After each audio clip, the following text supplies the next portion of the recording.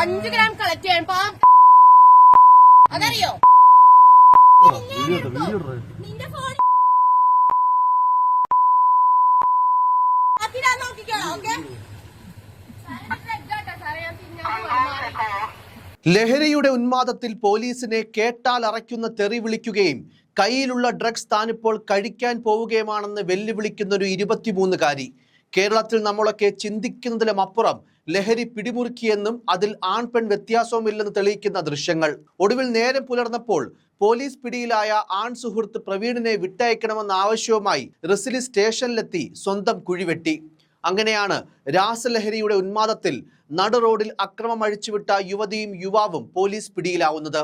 ഇന്നലെ പുലർച്ചെ 12:30 പാലാരിവട്ടം സംസ്കാര ജംഗ്ഷനിൽ തെല്ലും സംസ്കാരമില്ലാതെ പോലീസിനെയും നാട്ടുകാരെയും ആക്രമിച്ച കോഴിക്കോട് വെള്ളയിൽ ഹാർബർ കല്ലിങ്കൽ വീട്ടിൽ റിസിലി, പാലാരിവട്ടം കടന്ത്ര വീട്ടിൽ പ്രവീൺ എന്നിവരാണ് പാലാരിവട്ടം പോലീസിന്റെ പിടിയിലായത്. റിസിലി പോലീസിനെ കത്തികാട്ടി ഭീഷണിപ്പെടുത്തുകയും പോലീസ് വാഹനത്തിന്റെ ചില്ല് തകർക്കുകയും ചെയ്തിരുന്നു. യുവാവും യുവതിയും വഴിയാത്രക്കാരെ കത്തികാട്ടി ഭീഷണിപ്പെടുത്തുന്നു എന്ന വിവരമറിഞ്ഞാണ് പാലാരിവട്ടം SI മിഥുൻ മോഹനും സംഘവും ഈ സ്ഥലത്തേക്ക് എത്തിയത്.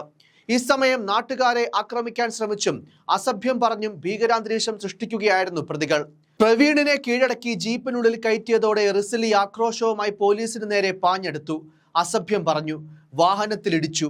ഇതിനിടെ വണ്ടി അടിച്ചു തകർക്കടി എന്നുള്ള പ്രവീണിന്റെ നിർദ്ദേശം കേട്ടതോടെ റിസിലി കയ്യിലിരുന്ന മൊബൈൽ ഫോൺ ഉപയോഗിച്ച് ജീപ്പിന്റെ മുൻവശത്തെ ഗ്ലാസ് ഇടിച്ചു പൊട്ടിച്ചു. മുൻസീറ്റിലിരുന്ന SIയെ അസഭ്യം പറഞ്ഞ് കഴുത്തിൽ കുത്തിപ്പിടിച്ചു. വനിതാ പോലീസ് കൂടെ ഇല്ലാതിരുന്നതിനാൽ റിസിലിയെ കീഴടക്കാനും പോലീസിന് കഴിഞ്ഞില്ല. ഇതോടെ കയ്യിലിടുന്ന വെളുത്ത പൊടി നിറച്ച കവർ ഉയർത്തിക്കാട്ടി. തന്റെ കയ്യിൽ ലഹരി മരുന്നാണെന്നും താനത് കഴിക്കാൻ പോകുകയാണെന്നും റിസിലി പറഞ്ഞു. ഈ പൊടി വായിലിട്ട ശേഷം ഉടൻ സ്ഥലം വിടുകയും ചെയ്തു. പ്രവീണിനെ സ്റ്റേഷനിലെത്തിച്ച ശേഷം വനിതാ പോലീസിനൊപ്പം മടങ്ങിയെത്തി പോലീസ് തിരച്ചിൽ നടത്തിയെങ്കിലും റിസിലിയെ കണ്ടെത്താനായില്ല. എന്നാൽ നേരം പുലർന്നപ്പോൾ പ്രവീണിനെ വിട്ടയക്കണമെന്ന ആവശ്യവുമായി റിസിലി പോലീസ് സ്റ്റേഷനിലെത്തി. ഉടൻ കസ്റ്റഡിയിലെടുത്തെങ്കിലും പോലീസിനെ ആക്രമിച്ച ശേഷം ഇവർ സ്റ്റേഷന് പുറത്തേക്ക് ഓടി. പിടികൂടാനായി പിന്തുടർന്ന നസീറ എന്ന സിവിൽ പോലീസ് ഓഫീസറെ വഴിയിലിട്ട് മർദ്ദിച്ചു. ഇതോടെ കൂടുതൽ പോലീസ് എത്തി റിസിലിയെ കീഴടക്കി. പോലീസ് ഉദ്യോഗസ്ഥ നസീറ ആശുപത്രിയിൽ ചികിത്സ തേടി.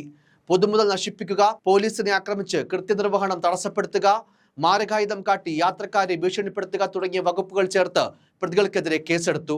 ഇരുവരെയും റിമാൻഡ് ചെയ്തു. ഡിസംബർ 15-ന് പാലാരിവട്ടത്തെ ലേഡീസ് ഹോസ്റ്റൽ അടിച്ചു തകർത്ത കേസിൽ പ്രതിയായ റിസിലിക്കെതിരെ നോർത്ത് സ്റ്റേഷനിലും ലഹരി കേസുകളുണ്ട്.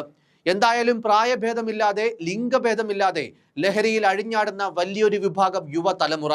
ഗോഡ്സ് ഓൺ കൺട്രി ഓരോ ദിവസം കഴിയും തോറും അക്ഷരാർത്ഥത്തിൽ ഡ്രഗ്സ് ഓൺ കൺട്രി ആവുകയാണ്. പുറത്തുവരുന്ന 90% കൊലപാതക പീഡന അക്രമ പരമ്പരകളും രാസലഹരിയുടെയും കഞ്ചാവിന്റെയും മദ്യത്തിന്റെയും ഒക്കെ ബലത്തിലാണ്.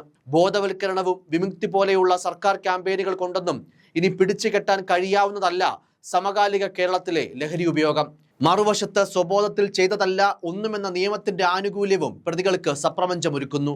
കർശനമായ നിയമ നടപടികൾ ഇനിയെങ്കിലും ലഹരി ഉപയോഗത്തിനെതിരെ സ്വീകരിച്ചില്ലെങ്കിൽ രാവും പകലും വ്യത്യാസമില്ലാതെ പൊതുമധ്യത്തിൽ ജനങ്ങളെ വെല്ലുവിളിക്കുന്ന അമ്മയെയും പെങ്ങളെയും തിരിച്ചറിയാൻ കഴിയാത്ത ഭ്രാന്ത് പിടിച്ചൊരു അക്രമിക്കൂട്ടം ഇനിയും 10 മടങ്ങ് വർദ്ധിക്കും.